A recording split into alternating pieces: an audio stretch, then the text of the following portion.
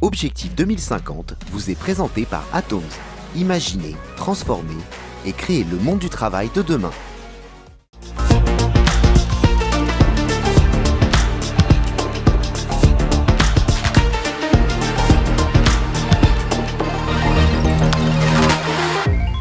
Bonjour à tous et bienvenue dans ce premier numéro d'Objectif 2050. Tous les mois, nous allons dévoiler les coulisses d'un futur proche et nous allons voir comment la tech et l'innovation vont impacter notre futur. Ce mois-ci, nous allons aborder le thème de la santé, comment l'IA et la robotique aideront à faire face aux déserts médicaux, mais aussi à quoi ressemblera l'hôpital du futur grâce aux bio-imprimantes 3D, aux robots ou encore à la blockchain. Enfin, en troisième partie d'émission, nous allons parler des solutions face à l'augmentation de l'infertilité, des solutions qui sortent tout droit des films de science-fiction mais qui peuvent s'avérer très proches de la réalité. 2050, ce n'est pas demain, c'est tout de suite.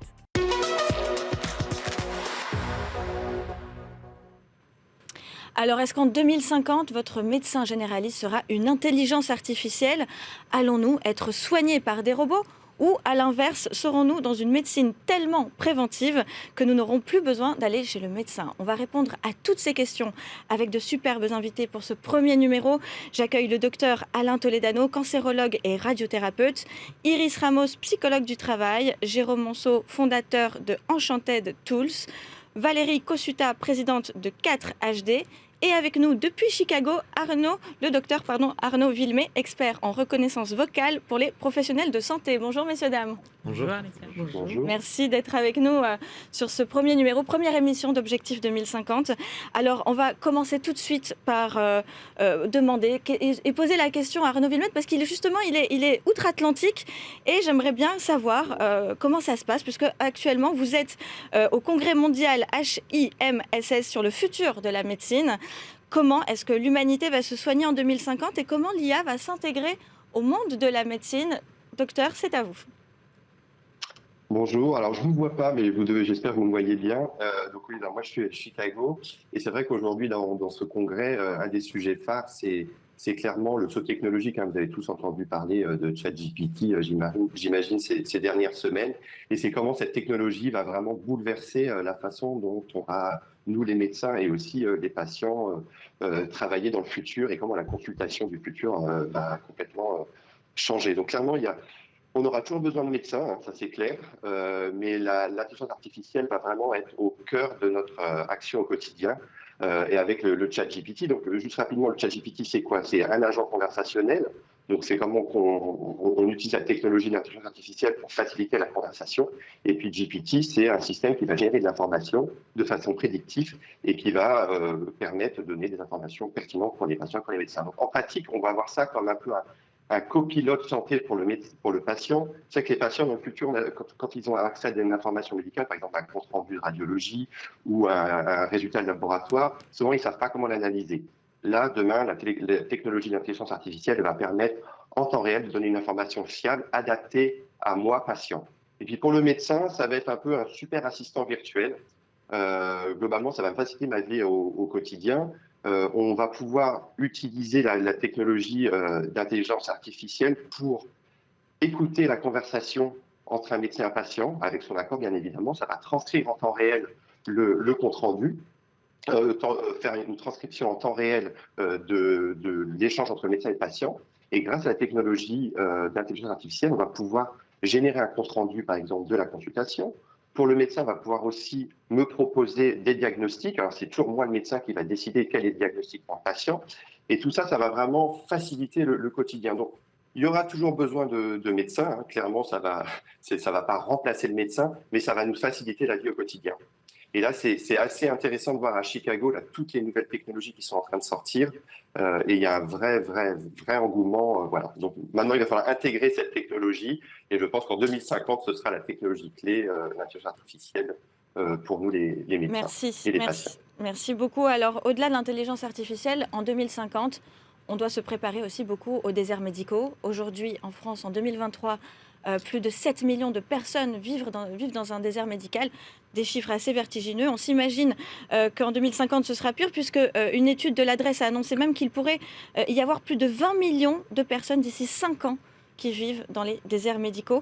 Alors, Valérie Kossuta, vous êtes donc présidente de H4D.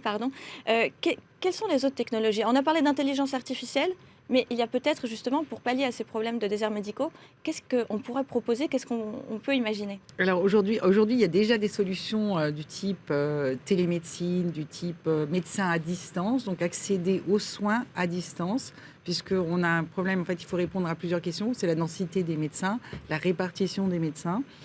Donc il y a ces outils de distanciel, il y a des outils de pré-diagnostic, effectivement, comme le disait le docteur Arnaud Villemé, avec lesquels justement le médecin peut recevoir, ou le patient peut avoir un diagnostic asynchrone, c'est-à-dire qu'à partir de mesures prises ou d'études ou d'images, donc c'est déjà très généralisé.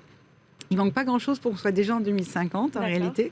Et à ce moment-là, le patient va avoir un premier retour, ou le médecin traitant va avoir un premier retour, ce qui va permettre d'orienter le patient et de l'inscrire dans le parcours de soins et de continuer avec lui. Donc on va gagner du temps grâce à ces outils. Et comme disait Arnaud, c'est qu'on va avoir donc une aide, que ce soit pour le patient et que ce soit pour le médecin. Alors quand vous dites les outils, on parle d'intelligence artificielle qui finalement est un software qui peut s'intégrer dans beaucoup de hardware. Là, on est un petit peu plus avec H4D. Vous proposez, vous déjà maintenant, mais pour 2050, on imagine que ce sera des solutions encore plus sophistiquées, des capsules dans lesquelles on pourra rentrer. Et avec tout un système qui peut nous permettre de quoi, très exactement? En fait, d'avoir un diagnostic, alors complet, c'est difficile à dire en médecine, on ne peut jamais dire complet, mais quasi complet. Ça permet en fait, sur un lieu présentiel physique, donc comme les pharmacies, dans une par capsule, exemple. voilà, ça peut être en collectivité, dans les mairies, dans les PMI, dans les centres d'action sociale, donc ça peut être dans les entreprises également. Donc, vous arrivez, vous avez un lieu de rendez-vous avec votre médecin, vous avez le colloque singulier avec votre médecin, donc le médecin existe toujours. Il y a toujours cet échange avec le médecin, c'est vraiment important parce que ça fait partie de la qualité aussi du diagnostic. Il n'y a pas que les machines et les prélèvements et les mesures. Donc c'est là que l'humain reste. Et il y a le contact aussi qui est important parce que ça ne va pas déshumaniser la relation. Et ça calme et ça apaise également. Et donc dans cette capsule, on peut mesurer la tension? Alors aujourd'hui, on peut déjà faire beaucoup de choses parce qu'on peut faire la tension, enfin tout ce qui est classique, température, tension. Mais vous pouvez également faire regarder, vous avez des dermatoscopes qui permettent de regarder la peau, de faire des diagnostics. Vous avez jusqu'à l'autoscope qui permet également de regarder les oreilles, le tympan, etc. Vous avez bien sûr le stéthoscope pour écouter le cœur et les poumons. En 2050, on peut imaginer quoi? En 2050, vous pouvez imaginer que vous allez... moi, j'imagine bien qu'on aura une capsule qui va quasiment vous scanner. Et grâce à des capteurs, pas forcément d'ailleurs avec un toucher, mais en tout cas le moins possible, scanner et vous faire un bilan d'état de santé, en tout cas alerter le médecin sur de potentiels risques. Ça, c'est envisageable. Merci beaucoup. Jérôme Manceau, vous êtes un expert dans la robotique, pour rappeler. Vous êtes le concepteur, on dit souvent le papa de Nao. Un des papas, l'un des concepteurs de Nao et de Pepper aussi. Mais aujourd'hui, vous allez nous parler de Miroki. C'est ça? Je vais vous parler de Miroki, oui, effectivement. Et surtout, qu'est-ce que Miroki? Alors, qu'est-ce qu'elle fait aujourd'hui? Mais surtout, comment elle va pouvoir aider ce parcours, cette expérience du patient en 2050? Est-ce que ce seront eux, les futurs assistants de personnes âgées, pourquoi pas? Ou est-ce que ce sont peut-être nos médecins, nos assistants au quotidien chez nous? Comment ça va se passer? Oui, alors je vais vous parler de Miroki, mais ce n'est pas le seul personnage. Il y a également Miroka, c'est sa sœur, c'est deux jumeaux. C'est des robots qui sont capables de déplacer des objets en milieu social. Et je vais également vous parler de Spoon, qui est une société qui développe des personnages interactifs. Il y a Spoonie, il y a Maruchan, il y a AI4U, il y en a plein d'autres comme ça. Et c'est des personnages digitaux. Et donc on s'est orienté, nous, sur la création de personnages, donc robotiques ou digitaux, pour accompagner le quotidien des personnes, pour être une interface, par exemple, à des intelligences artificielles, ou pour automatiser un certain nombre de déplacements d'objets, en particulier dans le contexte de l'hôpital. Et on va en parler d'ailleurs en deuxième partie d'émission sur le futur de l'hôpital. Aujourd'hui, si on doit imaginer un de vos robots ou de vos robots digitaux, je ne sais pas comment on peut vraiment les appeler, comment est-ce qu'ils peuvent aider les personnes qui sont dans les déserts médicaux ou les personnes âgées et qui n'ont peut-être pas forcément les mêmes soins, le même accès aux médecins qui sont dans les grandes villes, par exemple? Oui. Alors déjà ici, je pense qu'il faut préciser que nous ne sommes pas des médecins. Oui. Nous travaillons sur des technologies et on est vraiment au service des médecins et des patients. Notre travail, c'est d'être à l'écoute et de comprendre comment le docteur, comment l'ensemble du personnel soignant a envie d'aborder le patient et en même temps d'écouter le patient pour lui offrir des interfaces qui sont vraiment adaptées. Donc c'est avant tout un travail d'écoute. Ensuite, ce travail d'écoute, il se formule dans un cas qui est assez bien pour l'objectif 2050. On travaille avec le CNES et on travaille en particulier sur les voyages spatiaux longue durée dans un projet qui s'appelle le Spaceship. Donc vous imaginez notre Thomas Pesquet national qui part pour la direction de Mars, 3 ans de voyage, une demi-heure de décalage à la vitesse de la lumière entre l'endroit où il se trouve et la Terre. On ne peut pas imaginer d'intervention sur place, on ne peut pas imaginer de téléopération. Tout ce qui se passe là-bas, c'est nécessairement là-bas que ça se passe. Et donc avec le CNES, on travaille sur un personnage qui s'appelle AI4U, qui est dans la tablette, accessoirement qui pourrait être, pourquoi pas, un jour sous la forme d'un robot, et qui accompagne l'astronaute et l'équipe d'astronautes. Alors, il faut imaginer que dans des situations terribles, il peut y avoir plus qu'un seul astronaute qui doit s'occuper de lui-même, mais souvent, bien sûr, dans la condition nominale, c'est une équipe, et il accompagne cette équipe dans la relation à leur santé, au sport, à leur santé psychique également. Est-ce que ce que vous nous décrivez, ce que vous êtes actuellement en train de faire pour Thomas Pesquet, pour les astronautes, finalement ce sera valable pour toutes les personnes sur Terre qui seront dans ces mêmes conditions d'isolement ? Alors on peut probablement pas faire une traduction immédiate et directe de ce qu'on est en train de faire pour une condition si extrême que d'être dans une boîte de conserve enfermée de l'autre côté de l'espace. Mais en tout cas, ce qu'on peut comprendre, et c'est ce qu'on entend quand vous prenez parole, c'est que face à nous, moi je me mets en tant que patient, il y a une espèce d'explosion de complexité. Il y a des machines compliquées, il y a des données qu'on cherche à récupérer, il y a du matériel extrêmement sophistiqué, et tout ça du point de vue du patient, mais aussi du point de vue du personnel soignant, ça commence à devenir très très lourd en termes de charges cognitives, en termes de protocoles, en termes de procédures, et être accompagné dans la réalisation quotidienne d'actes qui sont de plus en plus techniques par des intelligences artificielles qui s'incarnent et qui rendent les choses simples autant que possible, que ce soit psychologiquement, cognitivement ou matériellement en déplaçant des objets, ça fait sens. Merci beaucoup. Iris Ramos, on a parlé de plein de choses, d'intelligence artificielle, de capsules, de robotique. Quel impact psychologique en 2050 avec toutes ces nouvelles technologies? Comment est-ce que l'être humain va vivre avec tout ça? J'ose espérer que l'IA va vraiment nous permettre de gagner du temps pour humaniser la relation. Parce qu'aujourd'hui, on ne travaille pas souvent sur l'expérience subjective de la relation entre le soignant et la personne qui reçoit les soins. D'abord, ils ont un sentiment d'égalité empêché. On le voit aujourd'hui avec les soignants qui sont en détresse. Et du coup, ils vont pouvoir prendre le temps de discuter, d'échanger. On sait très bien que l'impact de la relation est très important dans le processus de soins et d'accompagnement du patient. Donc j'ose espérer que l'IA va nous donner ce temps d'humaniser la relation et d'être un peu plus dans la psychologie pour que les soignants ne soient pas en souffrance et les personnes elles-mêmes elles puissent recevoir quelque chose de différent, puisque cette relation, cette interindépendance est vraiment importante pour eux. Exactement. Alors, certaines personnes sont assez réfractaires en se disant non, mais ça va déshumaniser tout le monde. L'intelligence artificielle, maintenant, si on commence à parler à une IA pour savoir où est-ce qu'on a mal, où est le rôle du docteur, alors qu'il y a certains médecins qui sont très froids, certains médecins qui ne sont pas humains, et parfois l'IA est peut-être plus proche de nous et répond à toutes nos questions tout le temps. Il n'y a pas de temps. Et qui n'ont pas été formés en psychologie. Et en plus, et qui n'ont pas de biais cognitifs non plus. Nous sommes quasi exclusivement concentrés sur la pathologie. Donc en 2050, on sera aussi plus axé sur la prévention pour optimiser la qualité de vie et la santé des personnes et être un peu moins dans comment je soigne un trouble. Oui.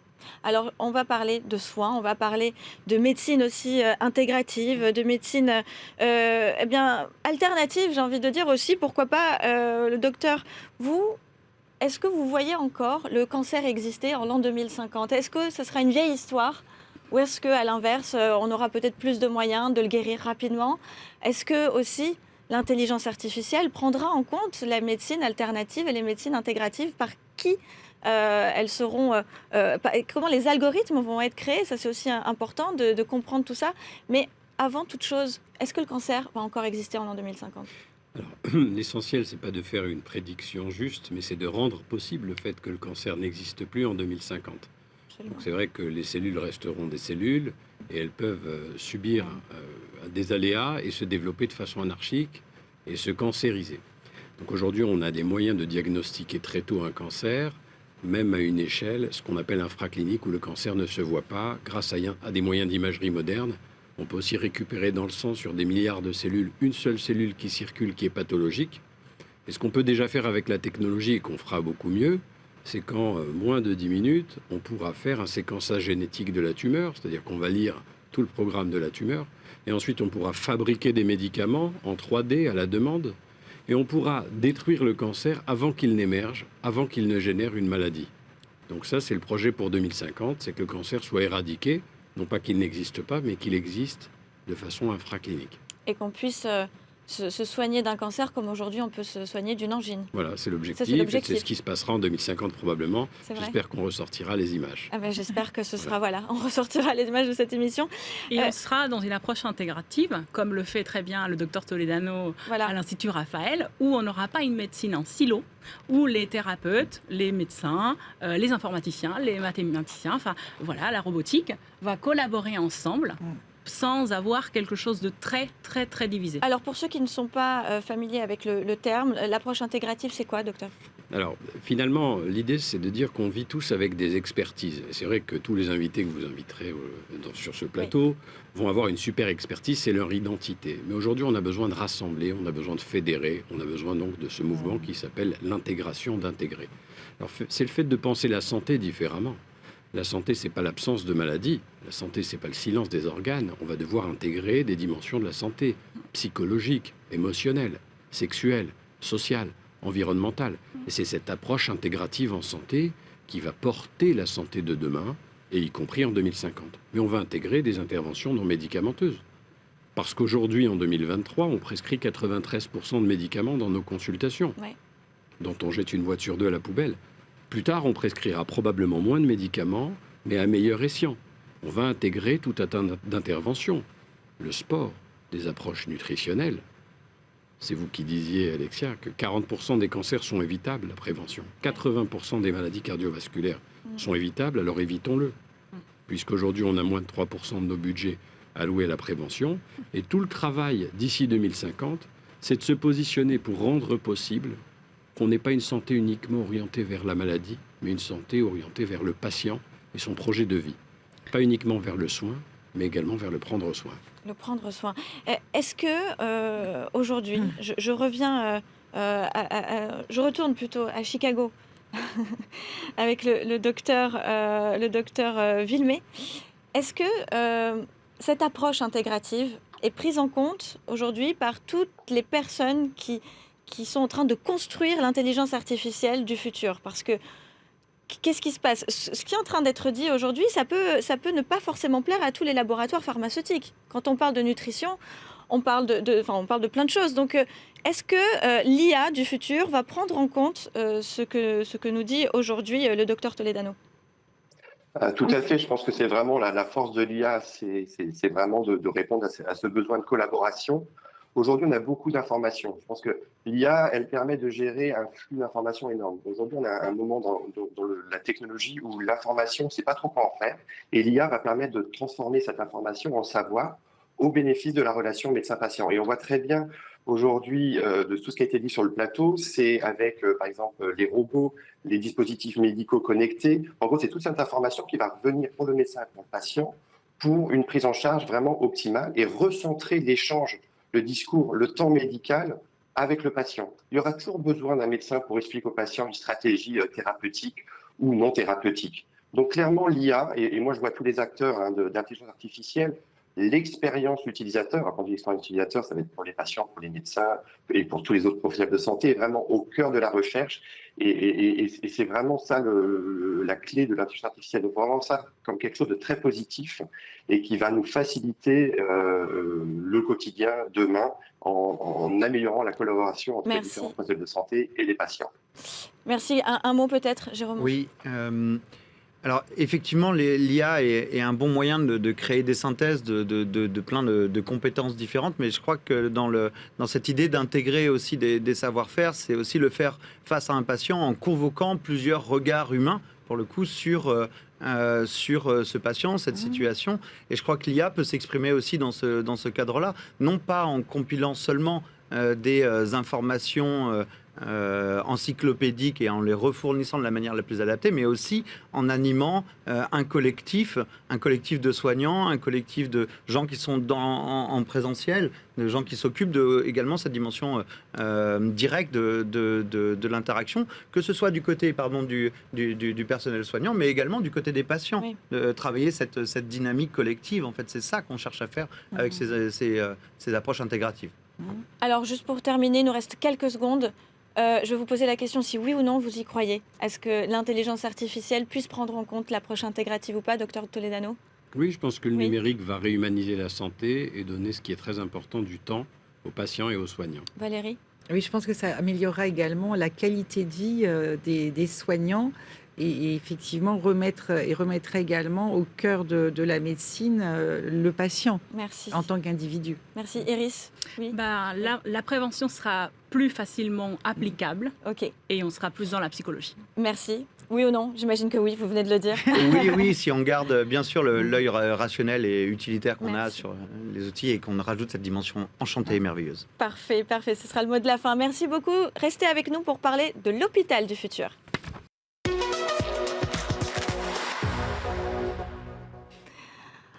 Voilà, pour cette deuxième partie, nous allons parler de l'hôpital du futur. Avec moi sur le plateau, le professeur Albert-Claude Benamou, président de l'Académie nationale de chirurgie, Christophe Marquette, directeur de recherche au CNRS et coordinateur au laboratoire 3D Fab, et toujours avec nous, Jérôme Manceau, fondateur d'Enchanted Tools. Bonjour messieurs. Bonjour. Alors on va parler de l'hôpital du futur et surtout on va parler aussi du CHU du futur. Il y a plein de choses qui vont se passer en 2050. Professeur Benamou, quand on se projette en 2050, on parle même de l'hôpital 4.0. De quoi il s'agit ? Alors c'est la mutation finalement du système à la fois de gestion de la maladie, de la transmission des connaissances à ceux qui vont pratiquer la médecine sous ses différentes formes, qu'elles soient chirurgicales ou pharmacologiques, ou etc. Et en même temps, la capacité grâce à l'intelligence artificielle qui va dominer complètement le monde de l'hôpital du futur et le monde du CHU, du système de transmission et de formation, c'est la capacité d'avoir l'ensemble des informations, à la fois de la population, peut-être au niveau d'un territoire, mais probablement en 2050, ce sera la population mondiale. Les big data issus de l'ensemble des problèmes de santé du monde entier seront analysables avec des machines hyper puissantes qui ont la capacité de faire ce qu'on appelle le deep learning, c'est d'apprendre à la fois comme on le fait tous depuis la petite enfance, on avance, on fait une erreur, on apprend de son erreur et on corrige et on augmente finalement la capacité à la fois de gestion, d'analyser, de comprendre et ensuite d'agir. Alors là, ce que vous dites, c'est qu'en fait, toutes les informations, elles ne vont plus être cloisonnées et uniquement dans chaque hôpital ou dans chaque clinique. Il y aura une sorte de blockchain qui va réunir, c'est ça, toutes les informations et qui, en plus, l'intelligence artificielle permettra de diagnostiquer et de prévoir, en fait, au niveau mondial, quelque part. D'anticiper et de prévoir et d'avoir finalement, pour les organismes qui doivent décider de ce que l'on doit faire, les ministères, les financeurs, etc. Comment doit-on gérer aujourd'hui et demain, en 2050, comment on va gérer le système sanitaire ? Ouais. Le système sanitaire qui est déjà impacté par le grand paradoxe d'une médecine hyper technologique, de plus en plus hyper technologique. Alors moi, je suis chirurgien vasculaire, les robots, l'intelligence artificielle, on y est déjà aujourd'hui. Mais en même temps, on voit très bien que cette médecine hyper technologique, elle dépend des moyens financiers qui la permettent, de l'ensemble du système social qui le permet. Et en même temps, cette médecine n'est pas accessible à une grande majorité de la population mondiale. Et quand on parle avec l'OMS, par exemple, des problèmes de la santé dans le monde, on voit très bien que il va manquer un manque considérable de professionnels de santé, mais des millions. Oui, on en parle déjà. On en parle déjà, mais au niveau de notre pays, c'est déjà le cas. Mais au niveau de l'ensemble mondial, des territoires où il y a 1% de la population qui peut être soignée correctement. Ouais. Alors, où iront toutes ces données ? Parce qu'on parle aussi de protection des données, mais À qui appartiendront ces données sur notre Alors, dossier médical? le grand problème, c'est l'anonymisation des données, Ouais. la protection des données individuelles, la protection du secret médical, qui doit être absolue. En tant que président de l'Académie de chirurgie, je suis un militant de la protection des patients et de leur intimité, et des décisions qu'on doit prendre pour eux. Mais en même temps, le moteur central, il est forcément conçu. Il sera conçu, il n'est pas encore, mais parce qu'il y a des problèmes de droit, de financement, etc. Il sera conçu sur un système en open source. En plus, en open source. En open source, c'est-à-dire accessible gratuitement et implémentable. Alors avec les spécialistes de la robotique. C'est ce qu'on va voir tout de suite avec. Parce qu'au fur et à mesure que on fait sortir un problème par l'IA, on va essayer de trouver, avec la communauté sachante, la solution.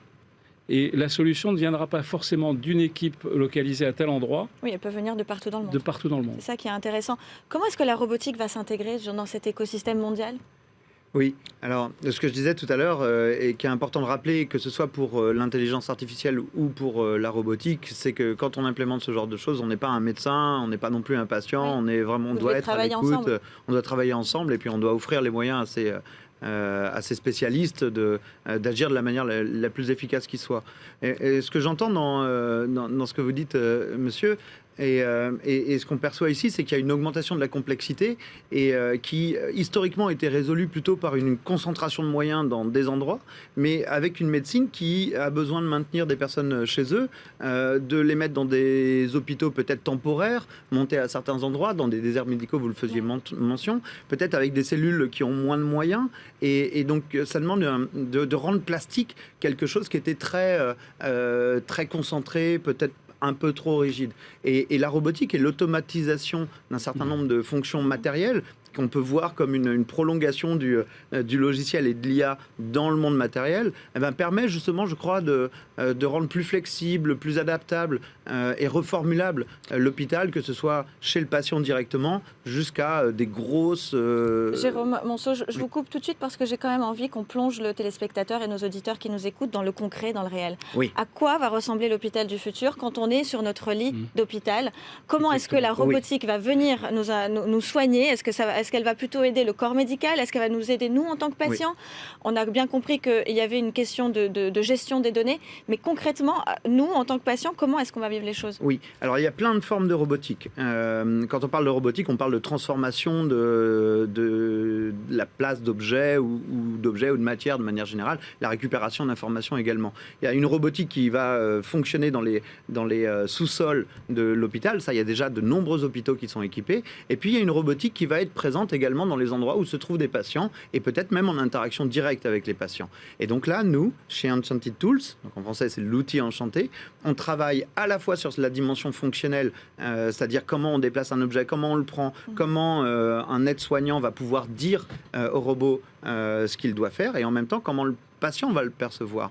Et le parti pris très fort qu'on a eu à la conception de ce personnage et qui est très très bien accueilli par le personnel soignant des hôpitaux, c'est justement de le créer sous la forme d'un personnage. Oui, alors là, Oui. vous parlez de robots humanoïdes. De robots humanoïdes, Voilà, on oui. parle de robots humanoïdes, c'est quand même important de le préciser parce qu'il y a aussi toute une partie dans la robotique, notamment dans la bioimpression 3D. Et là, je passe la parole à Christophe Marquette. Justement, vous êtes quand même le spécialiste, on va dire, sur le sujet. Comment est-ce que la bioimpression 3D va changer justement la médecine et cette expérience patient? On n'aura plus besoin d'attendre un don d'organes, c'est ça? Oui, la bioimpression 3D pour 2050, je pense qu'elle va changer la donne. On va passer d'une médecine de traitement à une médecine régénérative. C'est ça le but. Le but, c'est C'est-à-dire de régénérer des tissus sur le patient ou au laboratoire pour les greffer ensuite, ce qui actuellement n'est pas faisable. En 2050, ça sera faisable? Oui, je Oui, pense. oui. Oui. On a déjà des parcours Oui. possibles d'impression. Alors, c'est des études pilotes, mais d'impression de peau sur des grands brûlés, avec des bras robotiques, des choses comme ça. De la création de peau au laboratoire pour la greffe. Beaucoup d'équipes travaillent sur créer des tissus qui vont être implantables par bioimpression 3D, qui permet de faire des structures complexes et vivantes avec les cellules du patient, etc. Donc la médecine de 2050 sera régénérative, à mon avis. Elle sera plus thérapeutique ou implantologie, c'est-à-dire on ne mettra plus du plastique ou du silicone dans une personne, mais on y mettra des tissus vivants qu'on aura fabriqués, ou on fabriquera des tissus directement sur le patient. Professeur Benamou, allez-y. La greffe de foie, qui est un des thèmes les plus difficiles actuellement sur le plan scientifique, mais c'est vrai que la culture cellulaire, etc., on va arriver très certainement dans les quelques années à venir. Il y a déjà des expériences en Italie qui sont assez avancées sur un organe très complexe avec des fonctions multiples. Le foie. Le foie. C'est un sujet qu'on a traité il n'y a pas très longtemps avec le professeur Bismuth à l'Académie de chirurgie. L'évolution de la transplantation hépatique en France avec des nouveaux organes qui sont produits en laboratoire. Là, je réagis parce que je trouve ça vraiment complètement fou. Ça veut dire qu'on va aller imprimer des cellules de mon corps directement sur mon corps. C'est ça. La peau, exactement. Des os, Une oreille. On voyait une oreille tout à l'heure, justement, un à morceau de l'écran. mon oreille, on va pouvoir sur faire des ce genre de architectures complexes. choses. C'est complètement incroyable. On apprend des choses sur le plateau d'Objectif 2050, Oui. parce qu'il n'y a pas que la robotique et l'intelligence artificielle, il y a aussi quand même toutes ces technologies qui vont nous permettre visiblement de prolonger la vie, parce que là on est quand même sur une thématique de prolongation de la vie, on est d'accord? C'est le but, en tout cas, de prolonger au-delà de la maladie ou de l'accident. Quand j'en parle avec des étudiants ou la société civile, quand on fait des réunions publiques, c'est souvent aussi par rapport à l'accidentologie, les problématiques de je perds une jambe quand j'ai un accident de moto ou j'ai un cancer de la mâchoire et en fait c'est difficile de refaire une grande partie d'os. Voilà, toutes ces stratégies en fait sont des stratégies de régénération et plus de remplacement. Vous, en tant que chercheur également au CNRS, vous étudiez aussi la question de l'éthique par rapport à toutes ces nouvelles technologies. Je vois votre regard se plisser et vos sourires, ça fait plaisir. Qu'est-ce que vous avez à dire par rapport à l'éthique? Sur quoi on vient vous chercher par rapport à ça? Et quelles sont vos réponses? Il y a deux grands points. Le premier, il est lié au mot que j'ai dit avant, l'accidentologie, c'est-à-dire je prends soin de mon corps ou je n'en prends pas soin. En 2050, quand je saurai que si je tombe de l'échelle ou si je roule sans ceinture, on pourra me réparer mes organes internes quand ils auront explosé au cours de mon accident, quelle sera ma démarche sociale? Quelle sera mon approche finalement de mon corps et de la protection que j'en ai, parce que la protection de mon corps passe par la protection des autres aussi. Donc quel sera l'impact de tout ça sur la psychologie et l'aspect social qu'on a entre nous? Bon, c'est une part. Et l'autre part, c'est quand même que c'est des technologies, tout ce qui est ce qu'on appelle in vitro, fabriqué en dehors du corps, a un coût très élevé. Quand j'entends qu'on fabrique de la viande in vitro, en fait, le corps d'un animal ou d'un humain est tellement bien fait que ça coûte rien de fabriquer un foie dans un humain ou dans une vache. Par contre, faire ça au laboratoire, ça coûte énormément d'argent. L'accès à ce soin-là sera très compliqué. D'ailleurs, restez avec nous puisqu'on va parler des fécondations in vitro dans cette troisième et dernière partie d'émission. Vous parliez sur la première partie, effectivement, c'est finalement, on aura peut-être plus peur d'avoir un accident de voiture, on prendra peut-être plus de risques en se disant, bon, on pourra m'imprimer mon foie ou mon poumon en 3D, c'est pas bien grave. C'est la réaction directe que les jeunes ont quand on alors ça, c'est pour le coup, donc il y a tout un travail de prévention aussi à faire. Docteur Benamou, est-ce que vous imaginez dans cet hôpital et ce CHU du futur, l'hôpital 4.0, toutes ces technologies, donc on a parlé de robotique, on a parlé de bioimpression 3D, d'intelligence artificielle, de blockchain, est-ce que pour vous, en 2050, ce sera une réalité? À quoi va ressembler l'expérience du patient dans l'hôpital? Alors, à quoi va ressembler à la fois l'expérience du patient et celle du médecin? Parce que c'est un ensemble qui va fonctionner. Et effectivement, on va avoir des outils qui, moi, je peux appeler ça l'augmentation. On n'est pas on est dans la transformation et dans l'augmentation à la fois des capacités des patients de participer à leur propre traitement, prévention en particulier, on a entendu tout à l'heure, et en même temps de juger et de participer à leur prise en charge thérapeutique par une équipe chirurgicale, médicale, médico-chirurgicale, parce qu'il y a de plus en plus d'actes chirurgicaux qui ne sont plus invasifs, qui interviennent quasiment de manière mini-invasive. Mini-invasif, c'est et quoi? C'est donc, des petits robots qui rentrent et qui le qui font petit robot, par la navigation intravasculaire, par une pénétration par un tout petit trou, par ce qu'on fait actuellement en célioscopie chirurgicale, on fait entrer un tout petit instrument par un mini trou de quelques millimètres et on peut opérer à l'intérieur de l'abdomen, du thorax, on peut faire beaucoup de choses. Mais en même temps, cette équipe hyper techno, de plus en plus pointue, mais dans laquelle il faut intégrer le patient et l'ensemble de l'équipe autour du chirurgien, de ceux qui agissent. Il y a les paramédicaux, le social autour, etc. Mais tout ceci ne va fonctionner correctement qu'à une condition, c'est de la préoccupation dont vous avez parlé, c'est-à-dire de l'éthique médicale. Alors, Qui doit j'imagine rester c'est aussi un des sujets. le cœur de la réflexion. Et en même temps, à chaque fois que, actuellement, je travaille au secrétariat général pour l'investissement en France, le plan France 2030. C'est-à-dire tout ce qui est dans l'innovation technologique la plus pointue qui va faire que la France va devenir championne d'un certain nombre de développements industriels, etc. Et dans le domaine de la santé, l'innovation en santé est donc un sujet fondamental. Eh bien, tout ceci doit rester, à chaque fois qu'on progresse dans la techno, il faut penser réhumanisation. La place de la sympathie, de l'empathie, du lien, d'être capable de comprendre ce que c'est la souffrance, d'entendre, Ça, les robots peuvent pas d'être forcément proche, faire. même si le robot l'entend, Le robot lent.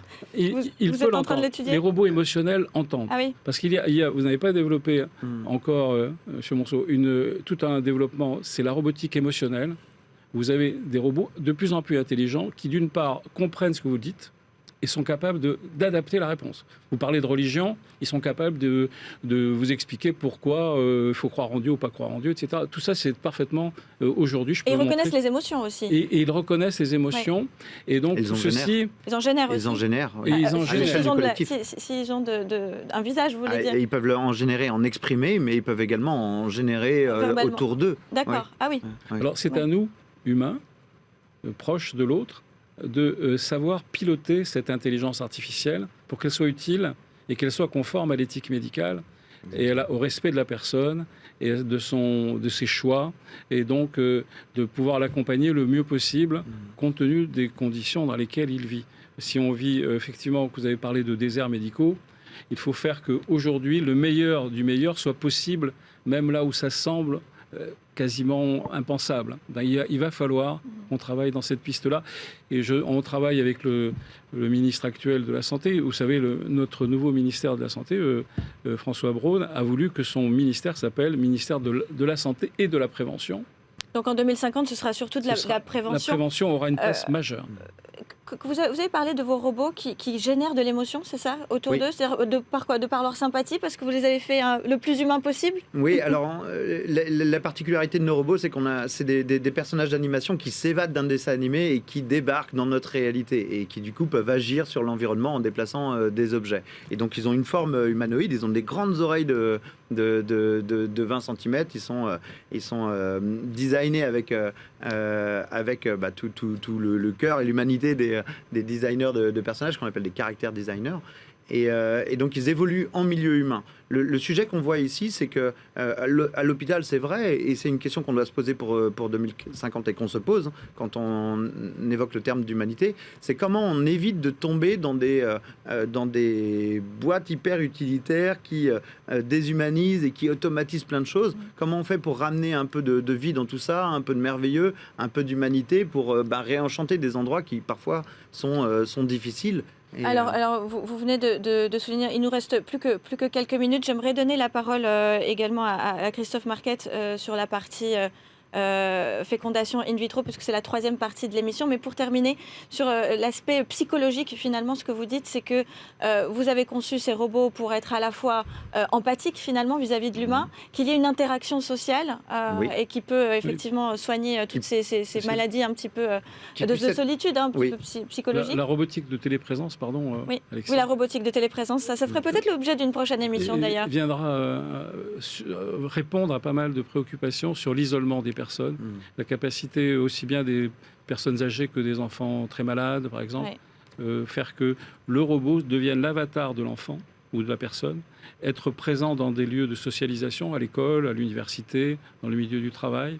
Et donc, ça va permettre à la personne absente, par obligation, d'être réinclus dans le système social. On aura une émission spéciale sur ça.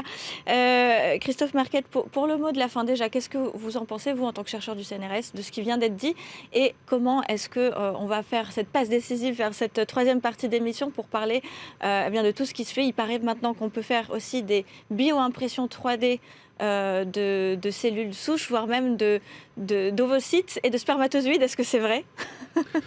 Alors, j'irai pas jusque-là, mais comme on disait juste avant, fabriquer des tissus pour les implanter par bioimpression ou une autre technique, ça nécessite d'avoir un environnement confiné.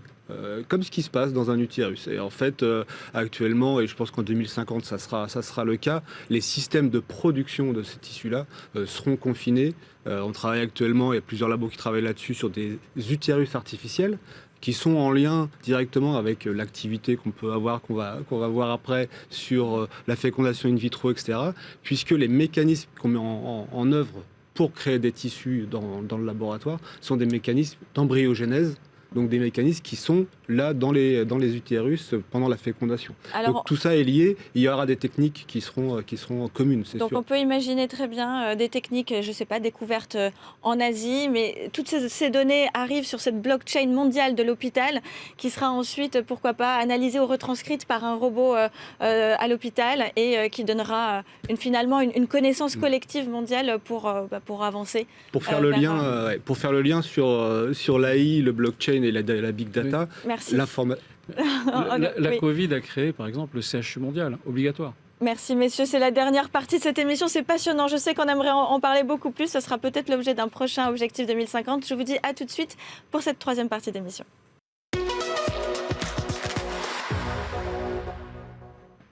Voilà, nous passons maintenant à cette troisième et dernière partie d'émission. On va parler de fertilité, de maternité, de grossesse.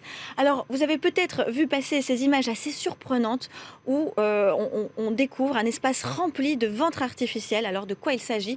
Eh bien, il s'agit d'un concept imaginé par Hachem Al-Ghali, un biologiste de formation, mais qui s'est orienté vers le cinéma, vers la science-fiction et qui aujourd'hui produit des contenus pour vulgariser la science au grand public. Alors, Hachem Al-Ghali a accepté de répondre à nos questions. Nous lui avons demandé si ce concept déjà était une fiction ou est-ce que c'était un début de réalité. Je vous propose d'écouter sa réponse. Imaginons que les pouvoirs publics, ceux qui régulent les recherches scientifiques, autorisent les recherches sur les embryons au-delà de 9 mois, 10 mois. Alors on pourrait créer des chambres artificielles comme Ectolife en moins de 5-10 ans. Parce que toute la technologie existe déjà. Alors avec moi sur le plateau, sur cette troisième et dernière partie d'émission, Lise Selleret, vous êtes gynécologue obstétricienne. Iris Ramos, de retour avec nous pour cette partie, donc psychologue. Aujourd'hui, on va essayer de comprendre un petit peu ce concept, mais déjà, il répond quand même à une problématique. Lise, récemment, des chercheurs ont calculé que le nombre de spermatozoïdes a diminué de 51,6% entre 1972 et 2018 à travers le monde, et certains scientifiques parlent même de crise imminente de l'infertilité. Alors, est-ce qu'en 2050, on pourra encore procréer sans assistance médicale ? Alors, a priori, oui, puisque malgré tout, un spermogramme reste fécondant au-delà de 1 ou 2 millions de spermatozoïdes, en fait. Donc, c'est vrai que entre 10 et 1 million, ça fait une grosse différence. Et l'aide médicale à la procréation peut aider, en fait, sur les spermatozoïdes. C'est vraiment là où l'aide médicale à la procréation est, entre guillemets, la meilleure. C'est vraiment sur l'infertilité masculine. Parce que on a besoin d'un seul spermatozoïde pour fabriquer un bébé. Et finalement, il en suffit d'un. Alors, vous imaginez, en partant de 15 millions pour un spermatozoïde, c'est vraiment tout à fait dans les cordes encore de l'AMP. Mais je crois vraiment qu'il faut se rassurer sur l'idée de... On peut tout à fait encore avoir des enfants naturellement maintenant. Il faut certainement améliorer notre environnement dans le cadre de la pollution et tout ça pour effectivement faire en sorte qu'on puisse continuer à faire des bébés naturellement, ce qui est un tout petit peu plus sexy quand même. Est-ce que, on est d'accord que c'est quand même plus sexy dans la conception. Par contre, par rapport aux images et au concept de H.M. Al-Ghali, est-ce que vous pensez que c'est quelque chose qui pourrait avoir lieu ? Parce que selon lui, ça pourrait avoir lieu dans 5 à 10 ans, hein, si le gouvernement le moi, je trouve ça très ambitieux parce qu'au niveau de ce que nous, on connaît, en fait, la recherche n'autorise la culture de l'embryon que jusqu'au 14e jour dans le monde. Oui. Donc, du coup, ça fait qu'on ne peut pas savoir ce qui se passe au-delà. On ne sait pas encore créer des implantations in vitro. C'est-à-dire que quand vous avez donc une fécondation, un ovocyte, un spermatozoïde qui sont mélangés au laboratoire, et ensuite on les met dans les milieux de culture. Dans les milieux de culture pour la fécondation in vitro, habituellement, c'est jusqu'au 5e jour, là où on va implanter l'embryon dans l'utérus de la maman. Par contre, ensuite, on a quelques jours où il va se passer une implantation. Et cette implantation, on ne sait pas du tout encore la modéliser. Alors, on ne sait pas parce qu'on n'a pas testé.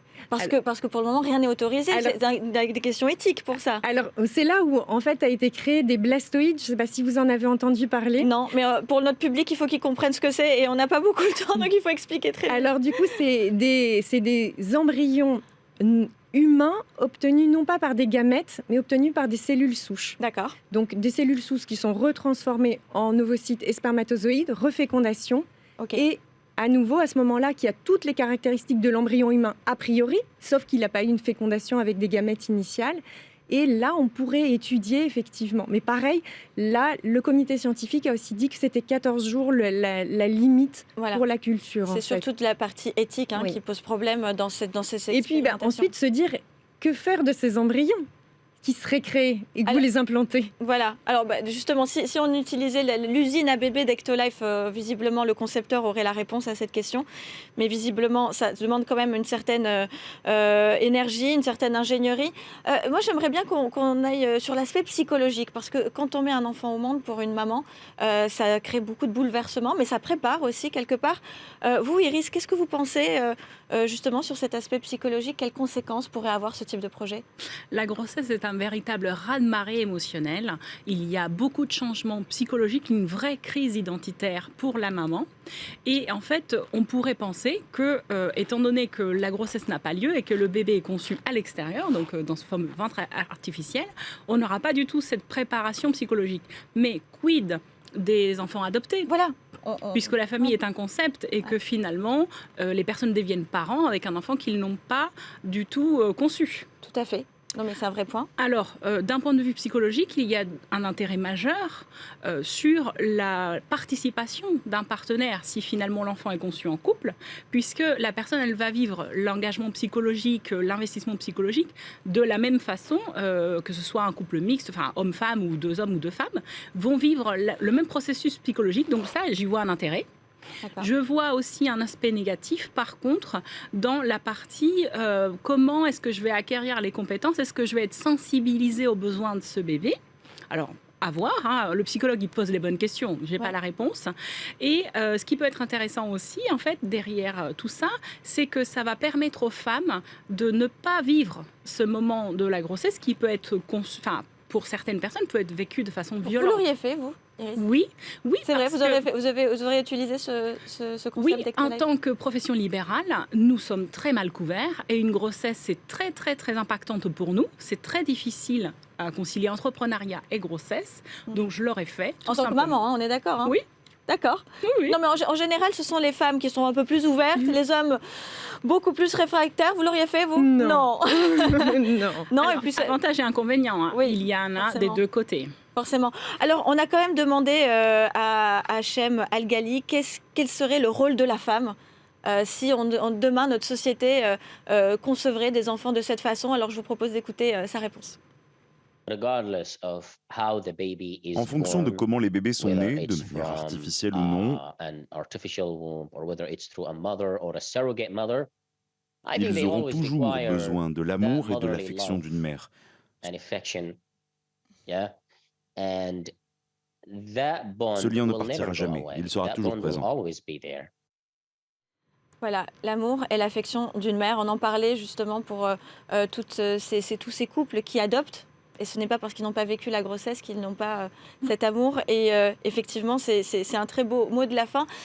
Qu'est-ce que ça veut dire aussi pour les professionnels gynécologues? Ça veut dire que si ce type de solution arrive, vous n'existez plus? Non, moi je vois plutôt en fait sur l'intérêt, ce serait plutôt sur la fin de la culture, pas embryonnaire en fait, c'est de se dire des enfants qui naîtraient très prématurément, c'est-à-dire une amélioration de la couveuse en fait. Ça vraiment, ça pour ça vous y croyez? Ouais, ça c'est vraiment quelque chose qui serait un avantage majeur en fait pour les enfants et certainement un meilleur développement pour eux. Toutefois, même la grande prématurité, elle est liée à des fois même des troubles de l'attachement. Voyez. Donc en fait, c'est vrai que c'est pour ça que je suis peut-être un peu plus réservée sur le potentiel attachement à un enfant qui est conçu, en plus dans un univers aussi standardisé, sans interaction. Est-ce qu'on va mettre Mozart pour qu'ils soient tous intelligents? Est-ce qu'on va leur faire parler leur maman? Justement, alors oui. Alors dans le concept d'Ectolife, il y a effectivement des caméras. Le bébé peut écouter la voix de la mère. Alors tout est digitalisé. On a une application mobile où on peut voir en temps réel l'évolution. Donc il a poussé le concept très très loin. D'ailleurs, peut-être même un peu trop loin, puisqu'il parle aussi de modification génétique, forcément. Et c'est là où ça pose problème, j'ai envie de dire, c'est sur cet aspect éthique, sur la différence génétique et ce qu'on peut améliorer. D'un point de vue psychologique, il ne faut pas qu'il y ait une logique de consommation. Je veux un enfant, c'est un être humain. Le fait d'élever un enfant est vraiment complexe. Donc, est-ce qu'on ne sera pas dans une logique de consommation? Oui. De consommation ou de faire des super-hommes ou des super-humains et pas rentrer dans une ère un peu de transhumanisme où finalement sous-hommes. Et de sous-hommes. Seront les sous-hommes en fait, ceux qui seront dans Ectolife ou ceux qui seront conçus naturellement. Alors effectivement, on lui a posé aussi cette question, on n'avait pas le temps de tout mettre aujourd'hui pour cette émission, mais il a dit que ce type de concept était ouvert au grand public et qu'il n'y aurait pas une différence énorme, sauf si effectivement on veut modifier génétiquement nos enfants. Là, c'est certains types de population qui pourraient y avoir accès. Tout ceci ouvre à débat. En tout cas, merci. Pour l'instant, on trouve que c'est toujours beaucoup plus sexy, avec beaucoup plus d'amour que de le faire de façon naturelle. On n'y est pas. Merci infiniment d'être resté avec nous jusqu'à la fin de cette émission. Merci Iris, merci Lise. Et je vous dis à la semaine prochaine, non, au mois prochain, pardon, pour une prochaine émission sur Objectif 2050.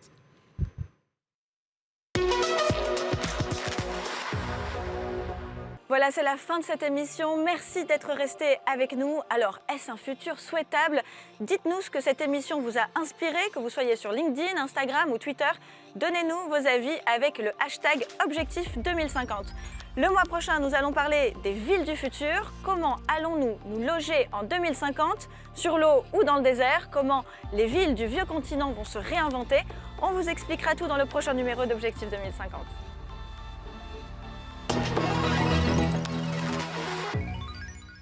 C'était Objectif 2050, présenté par Atoms. Imaginez, transformer et créer le monde du travail de demain.